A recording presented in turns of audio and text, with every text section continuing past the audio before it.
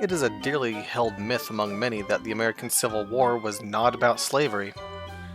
The individuals promulgating this delusion generally sympathize with the Old South and, paradoxically, see these holders of slaves as proto-libertarians. It seems that a selectively anti-federal government shtick and paranoid feelings of suspicion towards large urban centers of college-educated people is enough to win some people over. Anyway, the causes of the American Civil War were many and varied, but the vast majority of them revolved around the issue of slavery. To deny the fact that slavery was the single most important issue which most of the other issues were rooted in is to blatantly engage in apologetics and history revisionism. States' rights was the main issue, you say? I would respond with asking which rights, to which the answers are the right to take your slave property into free states, the right to expand slavery into the territory newly acquired during the Mexican War, the right to force free states like Massachusetts to send your runaway slaves back to you in the South. Of course, you could hardly say the South truly fought for states' rights anyway. They explicitly wanted a federal slave code that forced free states to honor so-called slave property if a slaver decided to move to a free state. If it was truly just about states' rights, the Southerners would have voted for Stephen A. Douglas, a person firmly sympathetic to the South and in favor of states themselves voting for whether or not to have slavery. Instead, the South nearly unanimously voted for John C. Breckinridge, a Democrat like Douglas, but who ran on a national slave code platform which would override a state's ability to be slavery-free.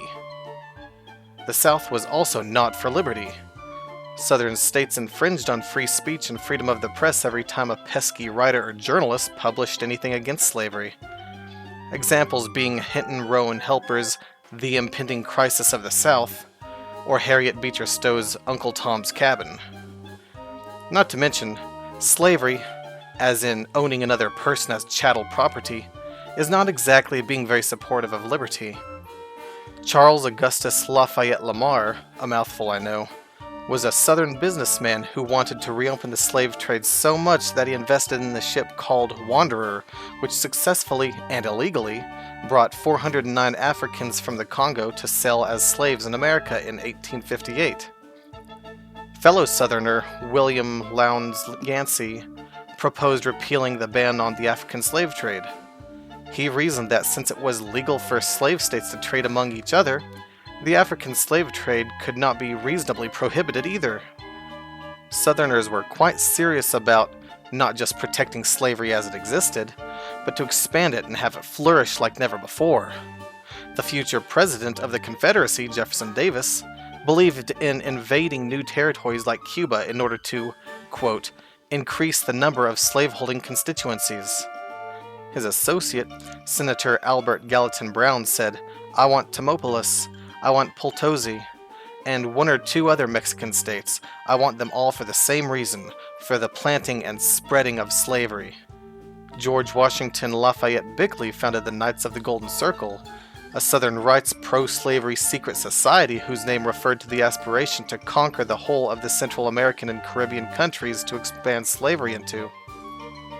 Indeed, the lunatic filibuster William Walker temporarily captured Nicaragua and repealed their law abolishing slavery. Southerners were, for a fact, extremely motivated by their love for slavery when they seceded from the United States. But don't just take my word for it.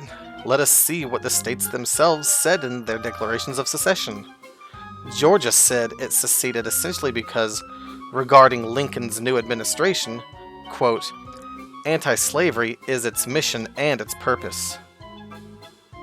Mississippi declared that their position is thoroughly identified with the institution of slavery, the greatest material interest in the world. South Carolina cited the North's lack of compliance with returning their fugitive slave property as Article 4 of the Constitution required. Continuing on that point, they said that they would never have joined the Union in the first place without that constitutional guarantee of slave property.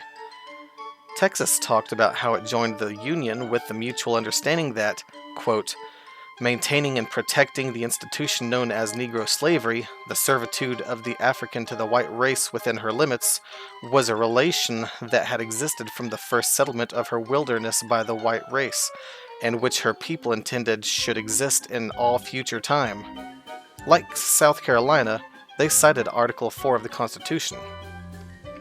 But enough about dry official documents. What did the leaders of the rival parties say?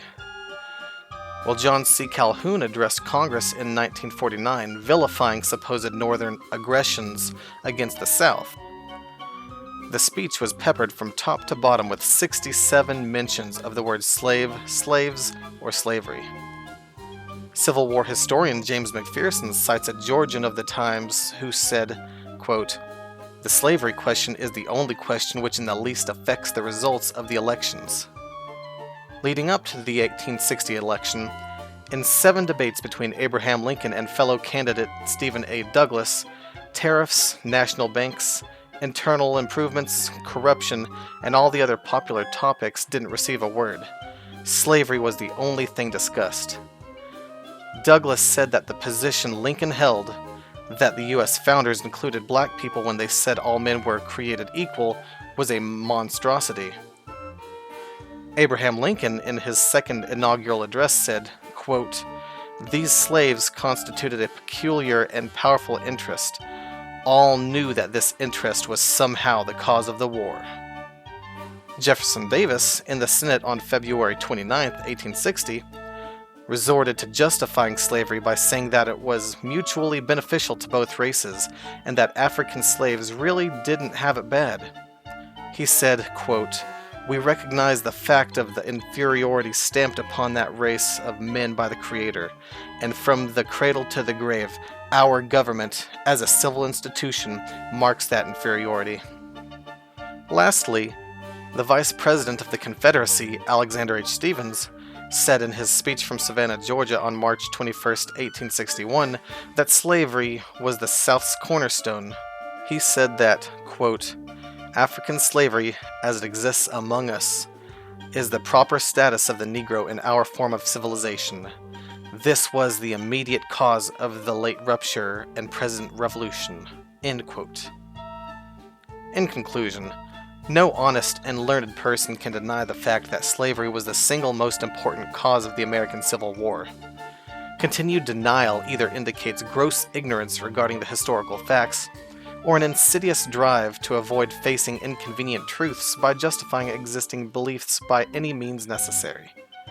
No, the North didn't begin the war as a crusade against slavery. They began fighting as a defensive response to the South's belligerent attack on the federal citadel Fort Sumter.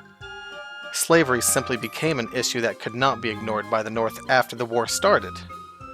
The South's actions, however, were motivated by slavery from the beginning. They were terrified Lincoln would infringe on their property rights to own slaves, and that is why they seceded. Lincoln's election was the straw that broke the camel's back, though not the single cause. If you enjoyed this video, make sure you like it and subscribe to the channel. If you want to make sure you don't miss any videos, don't forget to click the bell icon next to the subscribe button to get notifications for new videos.